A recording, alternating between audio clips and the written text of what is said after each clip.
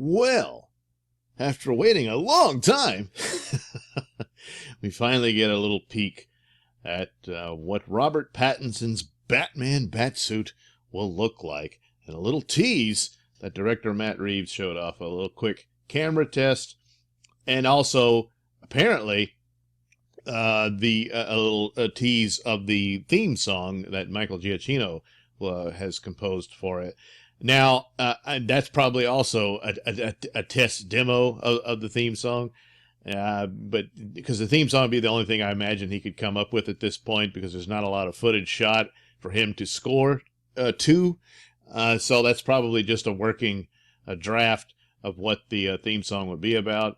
I imagine it'll probably have more bells and whistles added to it, more orchestration to it, or maybe not. Maybe they'll keep it like kind of streamlined that way, where it's mostly piano and in fitting with this sort of gritty detective story that they want to do with it.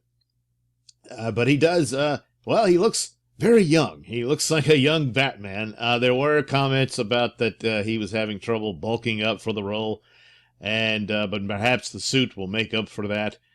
I still wish he was actually playing a young version of the Ben Affleck Batman, but that is clearly not the case with the casting of, I'm going to get it wrong.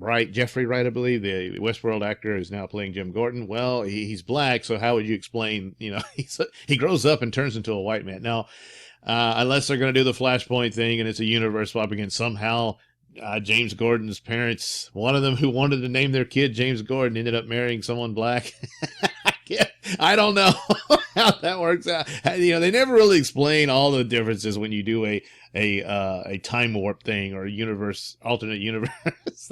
But anyway, I don't even know if they're going to bother with that, if Robert Pattinson would be folded into a shared universe thing for later, or it's just going to be this little trilogy off to itself, and then they'll move on from it. I don't know. But anyway, it's funny.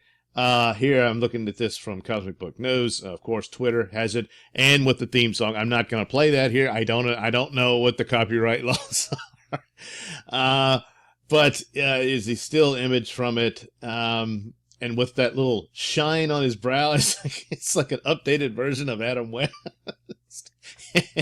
But it looks cool. The collar is an interesting thing. It sort of reminds me of Sean Gordon Murphy's version of Batman from his White Knight series, and it's kind of interesting. It's kind of like almost a nod to Dracula look or something like that, with the bat motif.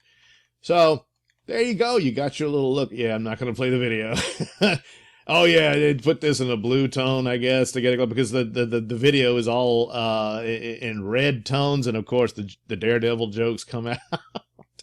That it looks kind of similar to the opening of Daredevil and stuff like that, where and it said, oh, so he's a younger version of Ben Affleck's Daredevil. Yeah, here we are in the tones that it actually had, and there's his bat symbol. He got a better shot of it that's a bit more, more in depth to it, and it's actually some sort of, I guess that's part of the armor coming through with some sort of well, I wouldn't say cloth, but actually an outer bit on it, but with the sort of whatever this is, maybe it's some sort of device in there too. I don't know, but it does, as he moves around, you can see it's more armor than a suit. Still like the Affleck suit better, but this isn't bad. It looks okay, and he looks kind of cool in it and everything. So hopefully it's a good series of films.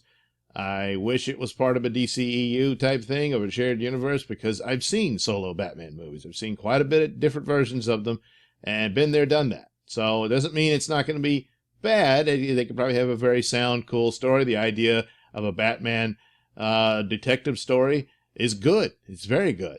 It should have happened a long time ago, actually. But so that's a good thing going for it and all that. So there we go. Now we know what his Batman will look like, more or less. I imagine it's all just another all-black suit type thing, which is kind of going backwards, because I thought the Affleck Batman was a step forward, getting closer. That's as close as you're going to get to the comic book Batman on screen, is Ben Affleck's Batman. So I think that's a mistake, but, well, to each their own, I guess. So we'll see how it goes. But it does seem to fit. I mean, some instances I thought that maybe the mask looks a little too bulky because, again, they were saying he had problems bulking up for the role, and he's going to be skinny Batman. So if the suit's too bulky, it might kind of show too much of that than you would want when he's supposed to be, an intimidating figure, very frightening and whatnot. That's going to be hard to do if he looks like a kid in a man's suit that doesn't fit. But hopefully that's not how it is. So far, so good, just on the test footage.